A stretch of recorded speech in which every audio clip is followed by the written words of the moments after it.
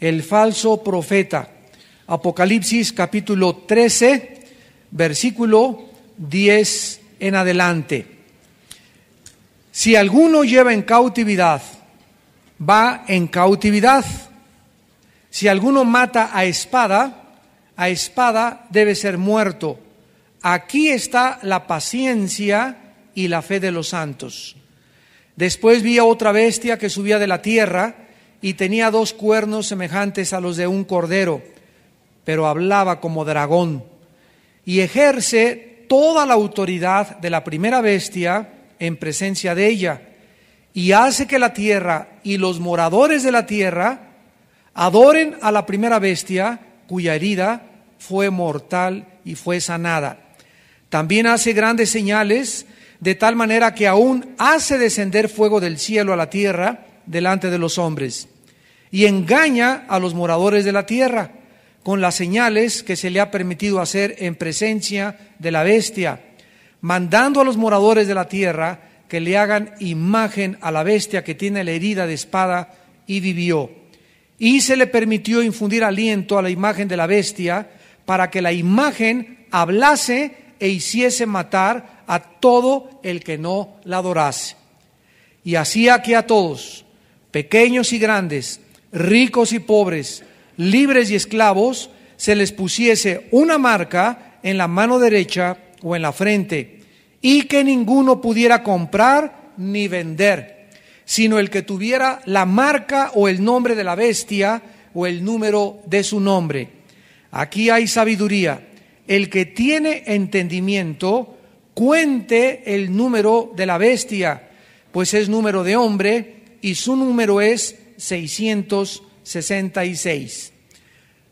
Para poder entrar nosotros a este pasaje final del anticristo en cuanto a su introducción y al falso profeta, es importante que podamos recordar el versículo 8, que es como un paréntesis escatológico dentro de la teología de la predestinación y dentro de la explicación del Espíritu Santo de la profundidad de que la salvación no se puede perder. Dice en el versículo 8, y la adoraron todos los moradores de la tierra, cuyos nombres no estaban escritos en el libro de la vida del Cordero, que fue inmolado desde el principio del mundo. Este hecho de que la humanidad le adorara o le va a adorar corrobora el hecho de que el anticristo va a ser una persona. Ahora que estuve en Costa Rica, varias personas se dirigieron a nosotros preguntándonos, ¿no será acaso una máquina de propaganda el anticristo? ¿No será acaso una computadora? ¿No será acaso un sistema político o una ideología? ¿Qué acaso el falso profeta no será una maquinaria de propaganda del anticristo? Y nosotros, ¿verdad?, les contestamos claramente que la Biblia no es de interpretación privada y no podemos nosotros comenzar a pensar, pues yo creo que puede ser esto, no será aquello, sino que la misma Biblia nos da la interpretación en otros pasajes de la Escritura. Y hemos visto cuando comenzamos a estudiar el capítulo 13 que las bestias en la Biblia, sobre todo en la interpretación del libro de Daniel, tipifican o simbolizan reinos o gobernantes. Entonces, cuando vemos en el versículo 11, vi otra bestia que subía de la tierra, que vamos a ver que es el falso profeta, no es una máquina, no es una computadora, no es un sistema, no es una ideología, sino que es una persona, y es una persona, como lo vamos a demostrar, que está preparando el camino religiosamente, para que así como la política y la religión siempre han ido juntos para poder ayudarse el uno al otro, y después de que la política usa la religión, se deshace de la religión, así será también en la culminación del escenario mundial. Entonces nos damos cuenta que aquí claramente dice, y la adoraron los moradores de la tierra, versículo 8, los moradores de la tierra, o sea, ¿quiénes son los moradores de la tierra? Ya lo vimos también en otra conferencia en Apocalipsis. Siempre que veas en el libro de Apocalipsis, los moradores de la tierra son aquellas personas o aquellos seres humanos que tienen sus mentes, sus corazones y sus sentimientos enraizados en este reino terrenal. En este mundo irán en pos de la bestia y le rendirán culto. Esto es lo que en el libro de Romanos, capítulo 8, versículo 5 al 6, el apóstol Pablo quiso decir: los que son de la carne piensan en las cosas de la carne, los que son del Espíritu en las cosas del Espíritu, porque el ocuparse de la carne es muerte, pero el ocuparse del Espíritu es vida y paz. Vemos pues que aquí hace Pablo dos distinciones, y observen ustedes que la distinción la hace la mente humana. Veámoslo otra vez. Los que son de la carne piensan en las cosas de la carne, o sea, lo que caracteriza tu conducta, lo que caracteriza tu vida diaria es la vida de tus pensamientos. Cada uno de nosotros hacemos lo que hacemos en el día, vemos las películas que vemos las mujeres que vemos, tenemos pláticas y nos reunimos con las personas que nos reunimos porque congeniamos, porque esa película me gusta, porque esas son las características de mi personalidad, y mi mente es la que determina mi filosofía. Y claramente aquí desde hace 2000 años el apóstol Pablo, al escribir esto, determina la forma en la que podemos saber nosotros en cuál nos encontramos. Durante las 18 horas o 16 horas diarias que tienes de vida, tus pensamientos, ¿en qué están ocupados? Si Dios ahorita te trajera y estuvieras ya en el cielo, estuviera yo en el cielo y dijera a Dios: vamos a examinar los últimos 3 meses de tu vida, las 18 horas diarias, ¿en qué ocupaste tu mente? ¿Cuántos minutos, cuántas horas de las 16 horas diarias las ocupaste en mí, dice el Señor? Pensando en mí, en mi reino, en predicar, en meditar, en planes, en visiones, en cómo te voy a dirigir, en qué puedes hacer en el reino, en tu iglesia, planes para la escuela dominical, planes para la música, planes para lo que vas a servir. ¿Cuántas horas dedicas diarias pensando en el reino de Dios? ¿Y cuántas horas dedicas pensando en las cosas vanas y superficiales de esta vida? La mayor parte de la gente sería reprobada porque el 95% de la gente piensa diario en el dinero o en el sexo. Su mente es negocios, cómo hacer dinero, etcétera, etcétera. Y la Biblia nos enseña completamente lo contrario. Busquen primero el reino de Dios, Mateo 6:33, y todas las cosas les serán dadas por añadidura. No os afanéis por vuestra vida, qué habéis de comer, qué habéis de vestir, en qué casa vas a morar. Búscame primero, dice el Señor, piensa en mí, ocúpate en mí. Acuérdense del Salmo 37, deleítate a sí mismo en Jehová y Él te concederá las peticiones de tu corazón. Esta lección hace muchos años que la aprendí profundamente en mi corazón, y ahora cada vez que me siento atacado por un pensamiento, ¿no?, ya sea problema familiar, ya sea problema con los hijos, ya sea problema en la iglesia o cualquier cosa que trate de quitarme la paz, lo único que pienso es: Padre, me voy a deleitar en este momento en ti. No voy a pensar cómo se va a resolver ese problema, porque no está en mí resolverlo. No voy a preocuparme ese dinero cómo va a venir, porque aunque yo no duerma y me preocupe, no voy a hacer que el dinero regrese a mi vida. Voy a deleitarme en ti. Voy a abrir la Biblia, voy a meditar en la palabra de Dios, voy a memorizarla, voy a pensar en ti y voy a tratar a través de esto olvidarme de todo lo demás. Esto es lo que significa: deleítate en Jehová y Él te concederá las peticiones de tu corazón.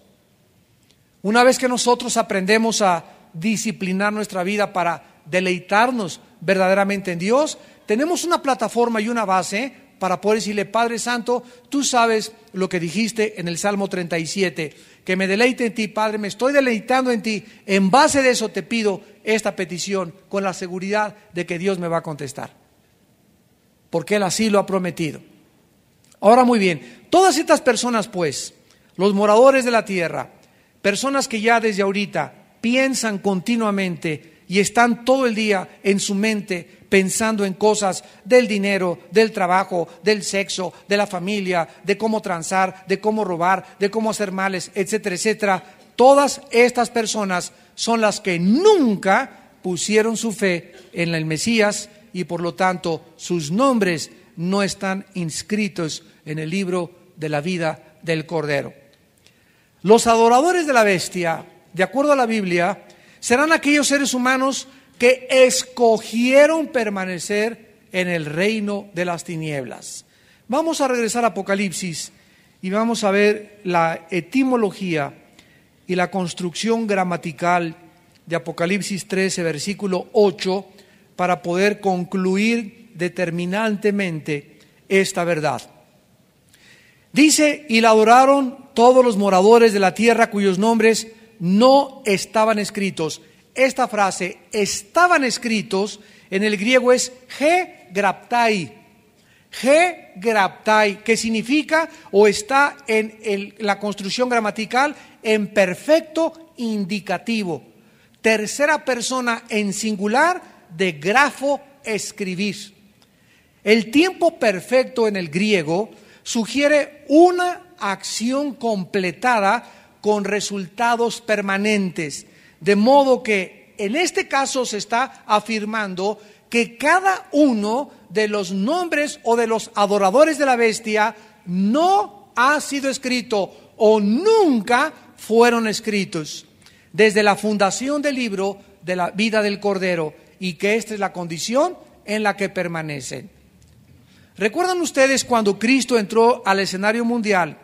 Ustedes lo pueden observar en los evangelios. Cristo sabía quiénes eran y así les llamó hijos del diablo.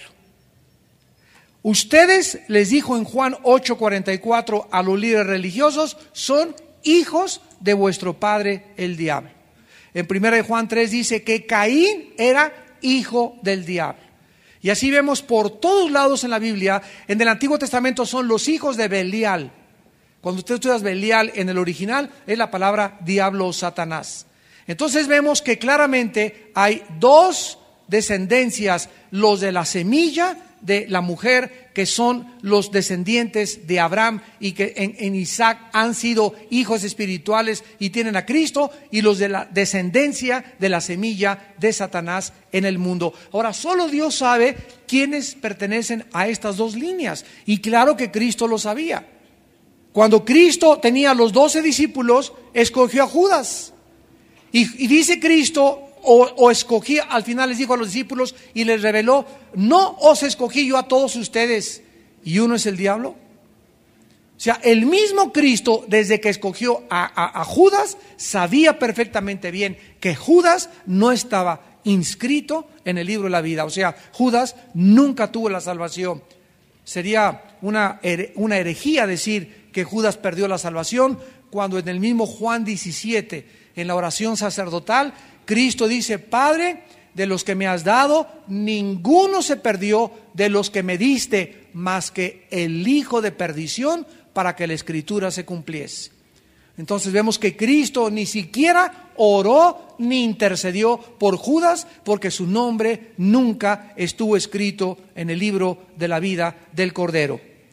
Ahora bien, otra observación importante es precisamente desde la fundación del mundo, que fue inmolado, o desde el principio del mundo. Esta frase está conectada con la frase no está escrito o no estaban escritos, es decir, el nombre de todos los que van a adorar al anticristo, el nombre de todos los que se van a condenar desde la fundación del mundo, nunca estuvieron escritos. Esto lo quiero enseñar porque cuando estudiamos Apocalipsis 3, ¿se acuerdan? Dice: y no borraré tu nombre del libro de la vida. Entonces muchas personas han argumentado que, como dice ahí, no borraré tu nombre del libro de la vida, significa que cabe la posibilidad de que el nombre de un cristiano se pueda borrar, por lo tanto la salvación se puede perder. Pero ya lo vimos en Apocalipsis 3 cuando lo estudiamos, que precisamente enseña lo contrario. Está afirmando que no va a borrar el nombre de esa persona. Y si esa persona manifestaba su arrepentimiento, no sería borrada. Y la única forma de demostrar que somos salvos es a través de las obras. Porque sin fe, las obras son falsas. Esto es importante para entrar a estudiar al falso profeta. Ahora veamos esta misma verdad en Apocalipsis 17.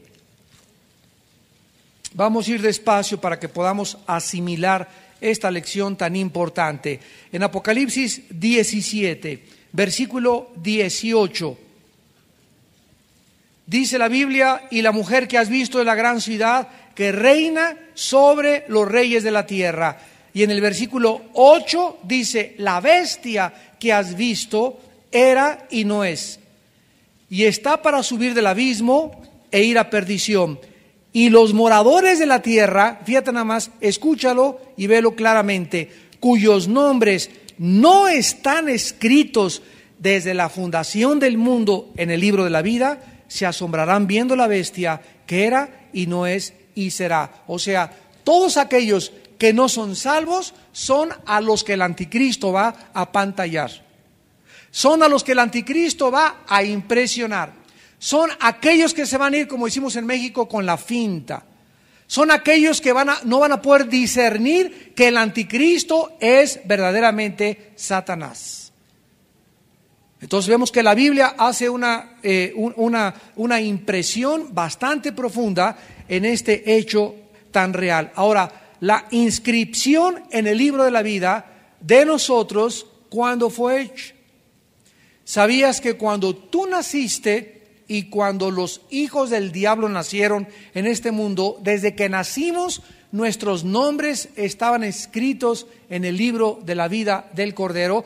Ahorita vamos a contestar las argumentaciones, así que así no se vale. Y bueno, entonces, ¿qué responsabilidad tenemos? Calma, tranquilo, Pilino, Cocolino, Sereno, Moreno. Vamos para allá. Vamos en Efesios capítulo 1 a ver esto rápidamente. Ya una vez hablamos acerca de la doctrina de la predestinación. Algunos lo asimilan, otros todavía no. En el 2008 lo van a asimilar, tal vez. Pero veamos nosotros que la Biblia nos muestra en diferentes pasajes. Vamos a leer algunos breves en esta tarde, esta verdad. Dice Efesios 1, versículo 4, según nos escogió en él, ¿cuándo? No oigo.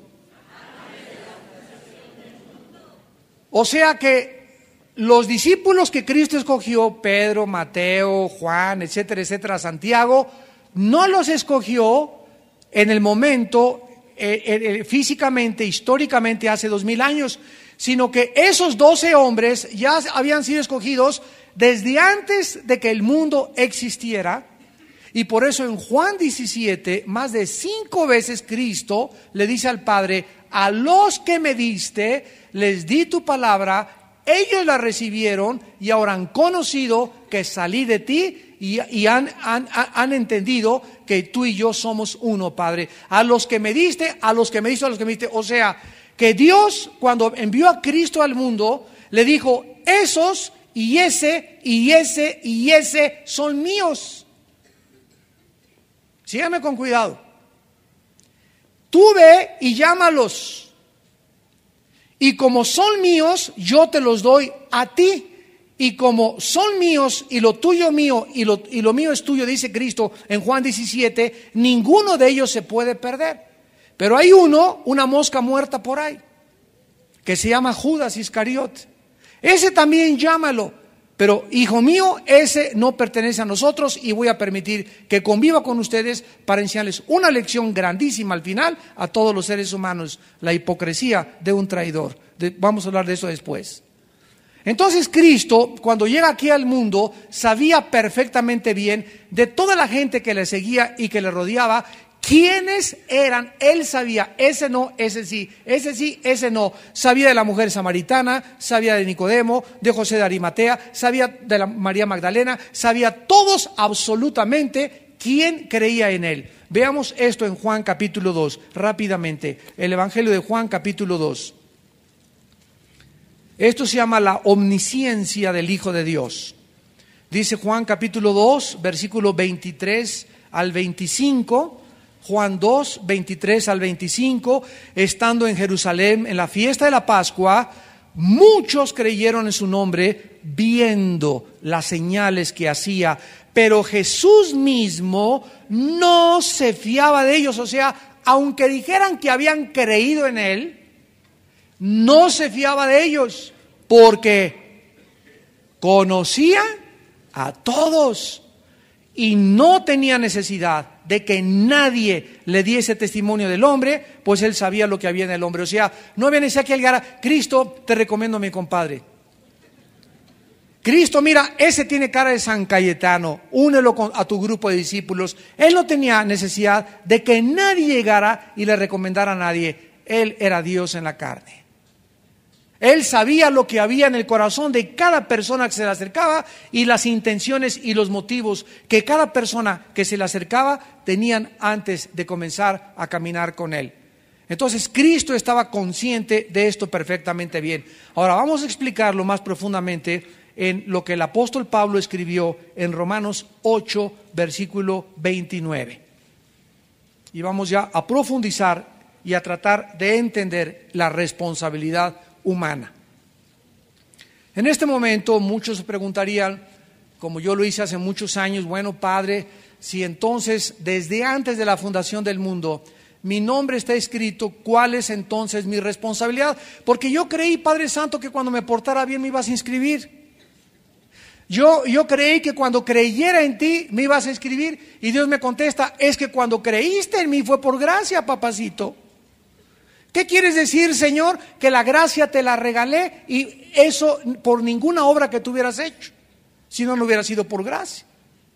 O hubieras sabido, ¿verdad? Bueno, como se portó bien, como se fue a la villa de rodillas, como dio su dinero y construyó un asilo de ancianos, como se fue a los montes Himalaya y se rapó y estuvo 15 años como un monje budista, y como nunca se metió con ninguna mujer, y como entonces por eso lo voy a inscribir en el libro de la vida. Dios lo hizo desde antes para que ninguno se pudiera jactar de su salvación.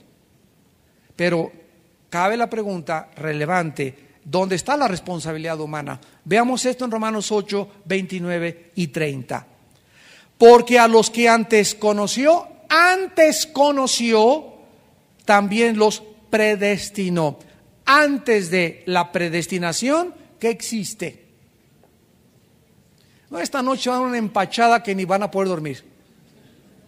¿Qué existe antes de la predestinación? El preconocimiento de Dios. Esto es muy importante. El preconocimiento de Dios existe antes de la predestinación. O sea, Dios primero conoce y sabe quiénes van a escoger a su Hijo, quiénes van a aceptar su gracia y quiénes no van a aceptar su gracia desde antes de que nazcan. Esto es lo que significa el preconocimiento, o también se conoce en la teología como la omnisciencia, que Dios todo lo conoce. Dios sabe de antemano todas las cosas.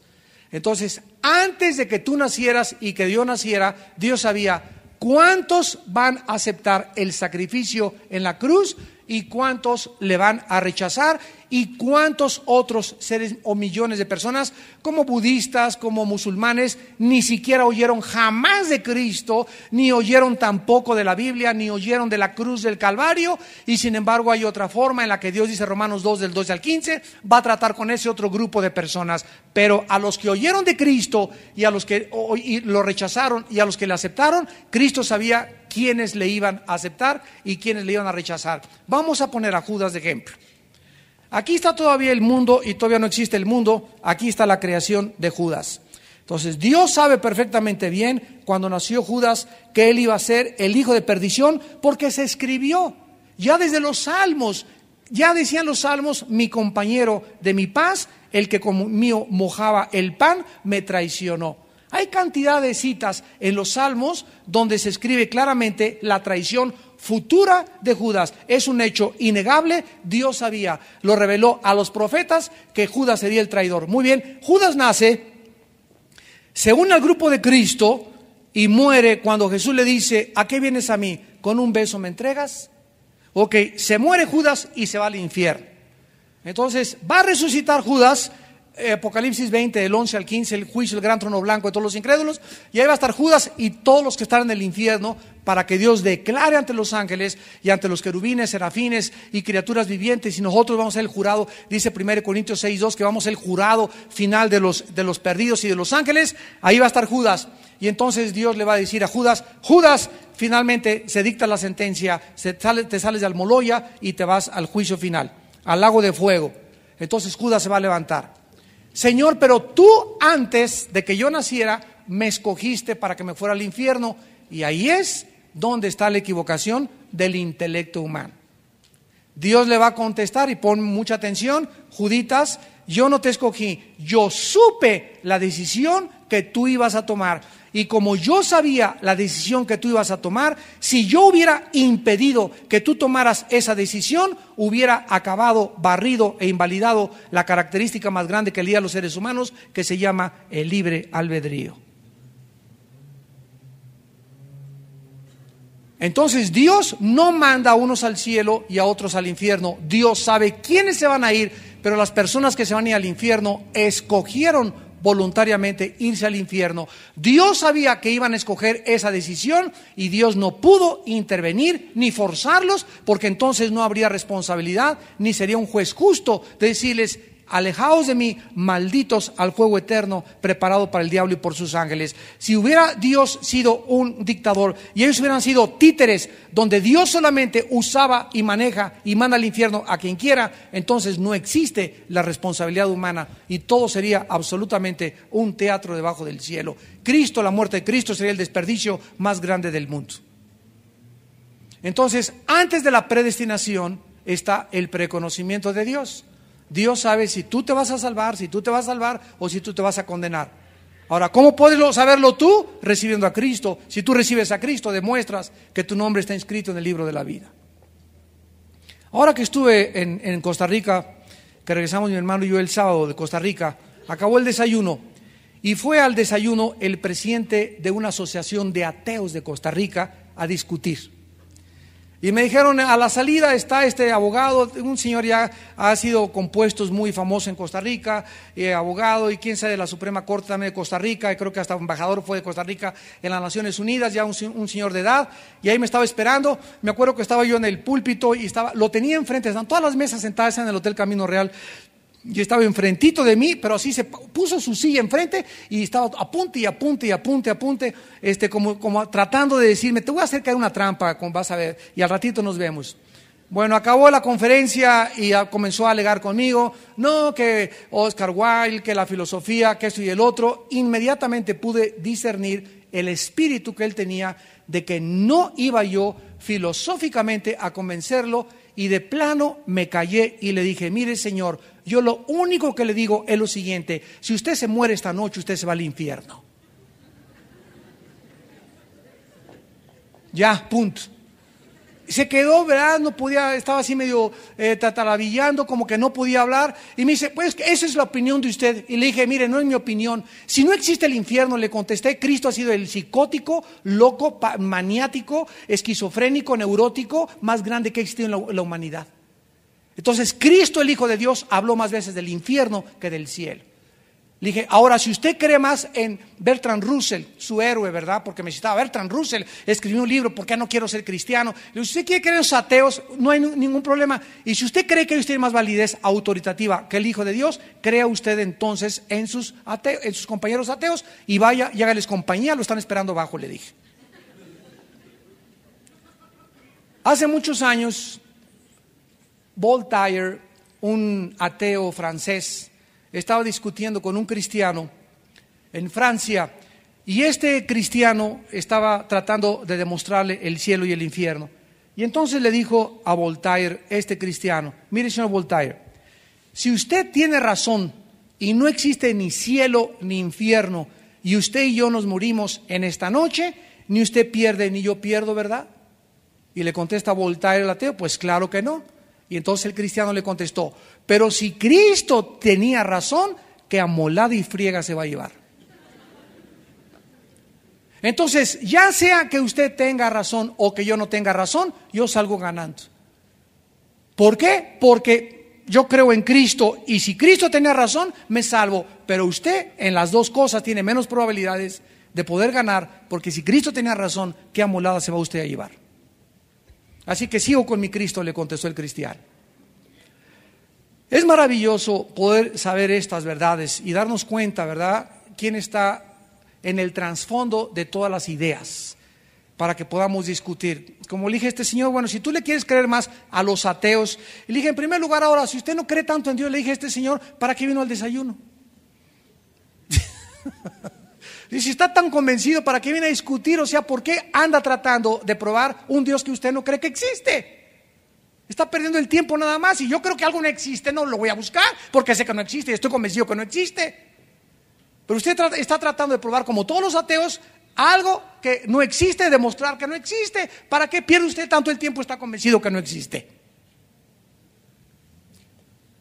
A los que predestinó, a los también llamó. Versículo 30. A los que llamó, justificó, y a los que justificó, glorificó. Observen ustedes que todos los tiempos de los verbos en Romanos 8, 29 y 30 están en el pretérito o en tiempo pasado.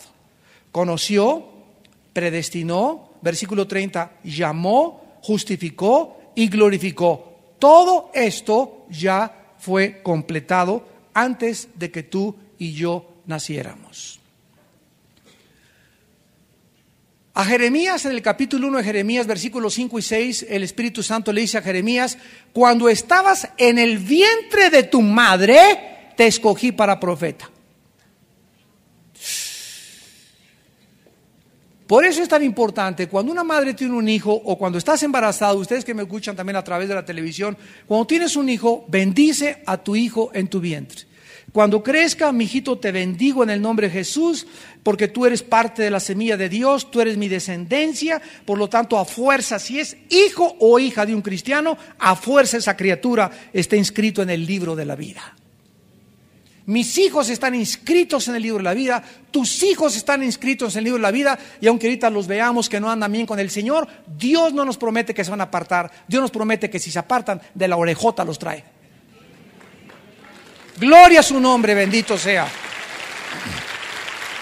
Bendito sea su nombre. Ahora hay un versículo, regresamos a Apocalipsis 13, versículo 10, muy raro, que aparentemente no tiene así como alguna explicación, pero sin embargo vamos a tratar de penetrar en él. Dice Apocalipsis 13, versículo 10: si alguno lleva en cautividad, va en cautividad. Si alguno mata a espada debe ser muerto. Aquí está la paciencia y la fe de los santos. Estos versículos son un llamado a oír con miras, a obedecer, ser fiel y tener paciencia a Dios en medio de nuestras dificultades. Aquí en este contexto es en relación a los cristianos que van a ser perseguidos y tal vez muertos muchos de ellos por el anticristo. Es un llamado a resistir en la fe y a no ceder frente al opresor ni a las dificultades de la vida. La bestia, como lo vimos ya, se le dio autoridad de vencer a los santos, o sea, físicamente. El anticristo le va a poder quitar la vida física a muchos santos, como los césares romanos le quitaron durante 350 años, donde el Coliseo romano, tú vas a Roma actualmente, está lleno, salpicado por sangre por todos lados. Le pudo quitar la vida a los cristianos, sin embargo, no podrá impedirles la entrada al reino eterno del Mesías. Eso es lo que el diablo no puede hacer con ninguno de nosotros. Nos podrá quitar la vida, pero no podrá impedir que nosotros entremos después de la muerte triunfantes y victoriosos al reino de Dios. En Mateo 10:28, Cristo lo dijo con estas palabras. Mateo 10:28. Y no temáis a los que matan el cuerpo. Ahí está. No tengas miedo a los que te pueden quitar la vida, mas el alma no pueden matar. Mas el alma no pueden matar. Temer más bien a aquel que puede destruir el alma y el cuerpo en el infierno. En otras palabras, no le tengas miedo al diablo, porque lo más que el diablo te puede hacer es quitarte la vida física. Dice Dios, más bien ten temor de mí, porque yo sí tengo poder de enviar tu alma y tu espíritu al infierno. Esto es muy importante, ¿verdad? Porque nos está mostrando, regresamos a Apocalipsis 13:10, este versículo 10 no es una advertencia de castigo divino a quienes persiguen a los santos, sino un aviso dirigido a los santos respecto a las persecuciones del anticristo en contra de ellos. O sea que no se resistan si el anticristo los mete a la cárcel, o que no se resistan si son tomados cautivos, porque si ese es su destino final, que acepten la muerte como la aceptaron los mártires en el Coliseo, cantando y alabando a Dios mientras abrían las jaulas de los leones y los leones entraban y los despedazaban y los mataban. Entonces, esto es una palabra dirigida especialmente a este tipo de personas. A través de nuestra sumisión y de nuestra confianza en Dios, los santos podremos verdaderamente, de manifiesto en esta vida, entregarnos a su voluntad. Esto fue lo que hizo Jesús en el huerto de Getsemaní. Padre Santo ahí estaba exudando gotas como de sangre. Era tan grande su tormento y su opresión, no del miedo de los latigazos romanos ni de los clavos en la cruz, sino que Jesús en ese momento supo que en la cruz Él y su Padre se iban a separar, que el Padre lo iba a abandonar en la cruz, y que en la cruz Él iba a llevar tus pecados y mis pecados, y por causa de la maldición el Padre tenía que dejar a su Hijo, y el Hijo santo, inocente y sin mancha iba a pagar con su vida y su sangre por nuestros pecados. Ese era el destino que el Padre había escogido para su Hijo Jesucristo por amor a todos nosotros. Y sin embargo, en ese momento Cristo tuvo la copa que iba a ver y le dijo: Padre, si es posible, pasa de mí esta copa. O sea, Padre, no hay otra manera en que los seres humanos puedan salvarse. Tal vez Cristo le pudo decir: hubieras mandado al arcángel Miguel, o que hicieran buenas obras, que sigan yendo a la villa unas 10 veces y de vuelta durante peregrinaciones, que cada quien tenga su religión, Señor, y allá a los encuentras, y a todos los que se portaron bien, a los que fueron buenos, allá arriba los esperas en el cielo. Y el Padre le contestó: no hay ningún otro camino.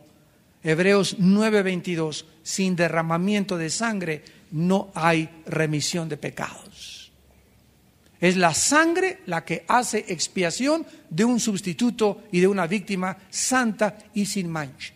En el momento en que Cristo dijo: mas no se haga mi voluntad, sino voluntad, en otras palabras, ahí Cristo terminó sus sufrimientos espirituales y emocionales en Getsemaní.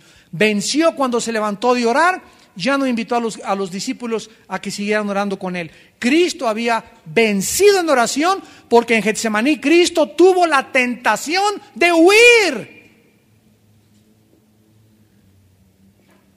Desde que el diablo le tentó, ¿se acuerdan de Mateo 4 cuando le tentó y le dijo que Cristo que hiciera las piedras en pan, las convirtiera, que subiera al pináculo del templo y que se aventara, que le entregaba todos los reinos del mundo? Cuando termina la tentación dice: y se apartó el diablo por un tiempo. O sea que iba a regresar a seguirlo tentando. Y Hebreos 2 dice que fue tentado en todo según nuestra semejanza, pero nunca cayó en tentación. Su última tentación de Cristo, la última de su vida, fue en el huerto de Getsemaní. Ahí vino el diablo con todo lo que tenía y nos podemos imaginar diciéndole, ¿verdad? Parece que en esta película La Pasión de Cristo ahí se ve el diablo y soplándole, ¿verdad? Y diciéndole, sabes que no tienes por qué ir a la cruz, escápate de la cruz. Hay un camino más fácil para salvar a los seres humanos. Y ahí fue cuando Cristo le dijo a los discípulos, ayúdenme, y no lo ayudaron, se durmieron y él solo enfrentó la tentación. Y por eso después vino un ángel para fortalecerlo en su físico, en su vida humana, no en su divinidad, en su humanidad le fortaleció el ángel. Cuando Cristo se levantó de Getsemaní, había vencido totalmente a esta tentación y ya estaba ahora sí decidido ir derechito a la cruz. Por eso cuando los soldados vienen a arrestarlo en el Getsemaní, acabando de orar, en lugar de que Judas venga y lo sorprenda, Cristo es el que sorprende a Judas, porque Cristo sale al encuentro a recibirlos, a ellos, decirles, ¿a quién buscan? Él los sorprende a ellos, ¿verdad? Porque demostrando que él estaba al control de toda la situación. A él no lo venían a sorprender, él sabía qué es lo que acontecía y lo que sucedería minutos después cuando los soldados llegaran, lo arrestaran y Judas le traicionara con un beso en la mejilla.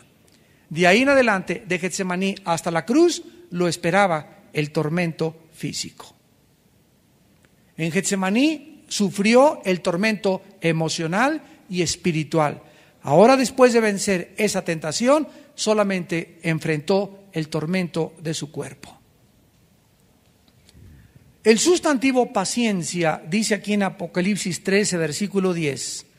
Aquí está la paciencia y la fe de los santos. Es la palabra hipomone. Y esta palabra paciencia significa resistencia, aguantar, soportar, perseverancia bajo una prueba, no darse por vencido. Y la palabra fe aquí es pistis, que significa confianza, fidelidad o lealtad. Los santos en la gran tribulación tendrán que sufrir la persecución del anticristo, por lo que para poder aguantar y no negar la fe de Cristo, cuando llegues a Walmart y a Gigante y a la Comercial Mexicana y por favor quiero pagar, a ver su mano. Si usted no trae la marca, no puedo llevar, pero tengo a mis hijitos chiquitos, no tenemos que comer. Si usted no trae impreso un chip con el 666, usted no puede comprar ni puede hacer ninguna transacción comercial. ¿Soportarías eso? Fíjense ustedes cómo al final de la historia mundial, esa última generación de cristianos verdaderamente van a tener que aguantar, resistir, soportar, perseverar con diligencia y no darse por vencidos. Por eso dice, aquí está la paciencia. ¿Quiénes son los que verdaderamente son santos? Los que resisten las tentaciones del mundo, los que dicen, pues prefiero quedarme sin trabajo a vender mi cuerpo, prefiero quedarme sin trabajo a meterme en tranzas o en acciones o en negocios deshonestos, prefiero morir de hambre y soportar estar sin trabajo a estar esas cosas. Esta paciencia de soportar, aguantar las presiones del mundo es la más grande manifestación de que tu nombre está inscrito en el libro de la vida. Por eso dice en 1 de Pedro 1 que nuestra fe tiene que ser probada como por fuego, para que sea hallada en gloria y alabanza cuando Jesucristo venga. Dicen Hebreos capítulo 6, versículo 12, hablando de esta virtud imprescindible en los hijos de Dios, que es la paciencia. Dice Hebreos 6, 12, a fin de que no os hagáis perezosos, sino imitadores de aquellos que por la fe y la paciencia heredan las promesas. ¿Cuántas promesas de Dios hay? Se calcula que hay aproximadamente más de 8,000 promesas en la Biblia, en el Antiguo y en el Nuevo Testamento, más de 8,000 promesas. Bueno, no importa la promesa que exista, ninguna promesa de la Biblia para mi vida la puedo recibir de Dios si no muestro dos cosas antes: paciencia y fe. Hay una mujer que está luchando con el marido y luchando con el marido, y cuánto ha doña Chole soportado al caimán que tiene como esposo. Ya lleva la pobre 2, 3 años. En esos 2, 3 años le ha pedido: Padre Santo mi esposo, Padre Santo mi esposo, Padre Santo mi esposo. Pero ella no entiende, ni nosotros en cualquier otra circunstancia, de que esa presión, ese soportar mi hijo o mi esposo, o sin trabajo, todo ese tiempo en el que nosotros estamos bajo una presión, estamos siendo purificados. Es en ese tiempo donde descubrimos verdaderamente a Dios. Dice en Romanos 5:3 que las tribulaciones producen paciencia. ¿Y por qué tenemos que pasar todos por tribulaciones? Porque por naturaleza todos somos impacientes de nacimiento. Quiero mis huevitos, pero ya. El chiquito ahorita ya el niño ya quiere ahorita que ya quiere que le des lo que te está pidiendo. Ya quiero esa casa, ya me quiero casar, ya quiero ser pastor y ya quiero ser famoso, ya quiero esto, ya quiero un departamento, me quiero casar y yo me quiero mi televisión Trinitoni, mi alfombra, mis muebles persas, ¿verdad? Mis lámparas, mis candelabros franceses, ya quiero tener un departamento, pero no entiendo que toma años para ser hombre de Dios, años para amueblar mi casa, años para escoger matrimonio. En todas las cosas de la vida necesitamos saber esperar. Y ahí está nuestro problema, que queremos todas las cosas así, a la marucha.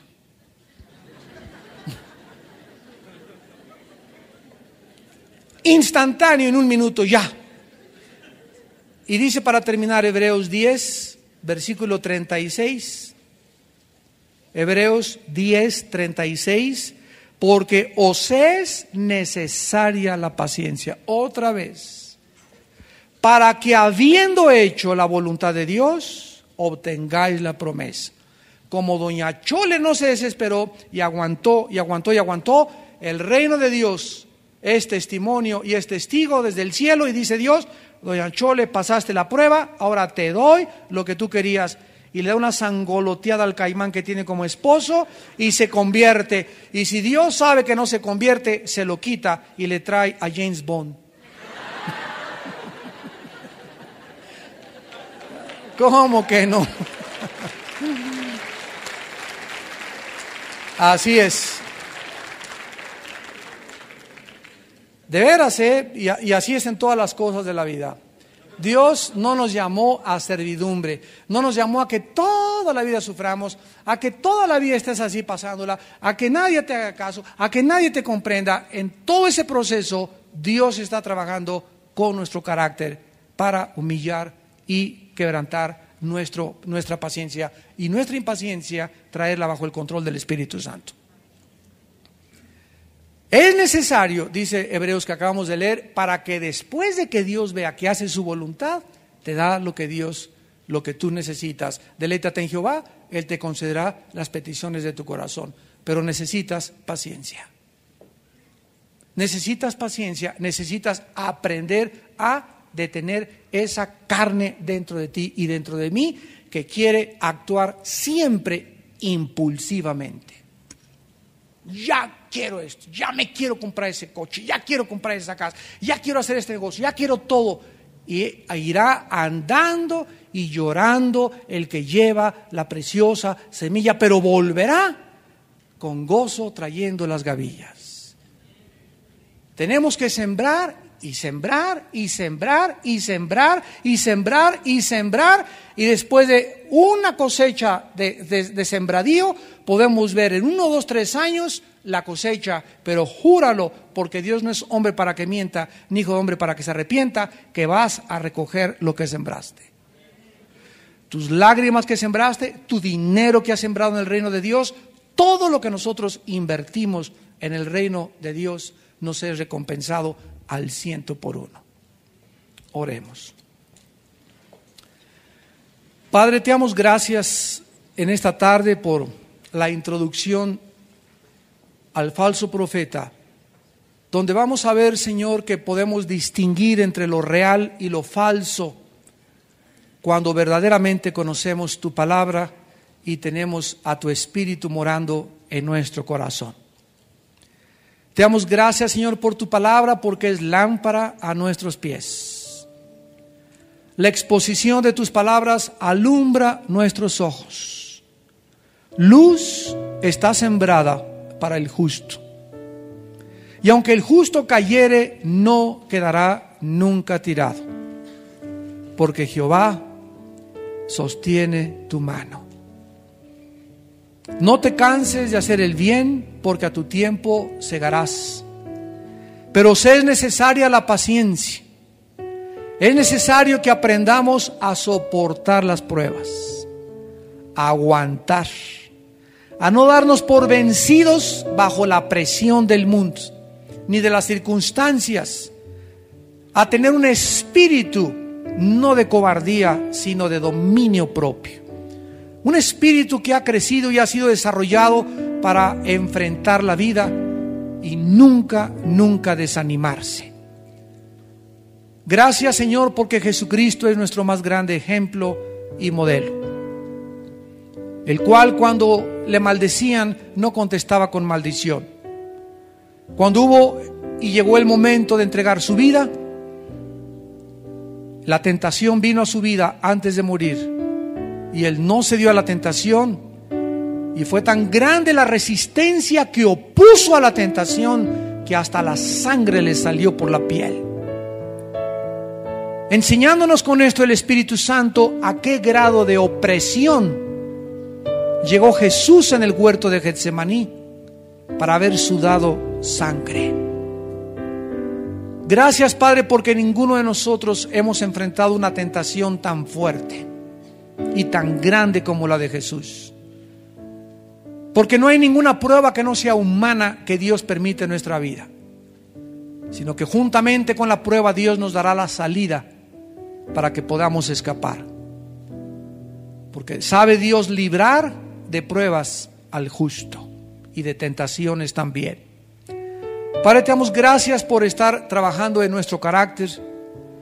Gracias porque el hecho que estemos aquí amándote y adorándote y deseando ser cada día mejores es una prueba de que nuestros nombres están inscritos en el libro de la vida de tu Hijo Jesucristo, el Cordero que dio su vida y quitó nuestro pecado mediante su sacrificio en una cruz.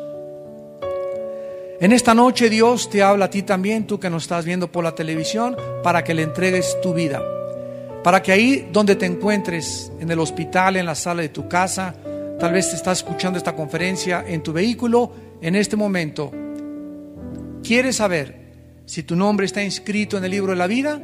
La Biblia dice que los que responden al Evangelio es porque sus nombres estaban inscritos.